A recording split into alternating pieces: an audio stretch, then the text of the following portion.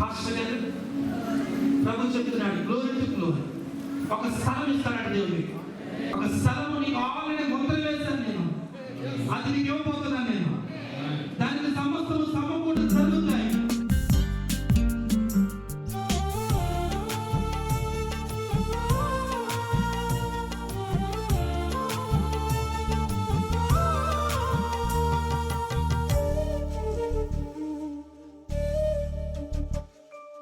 ఊహ కందనంత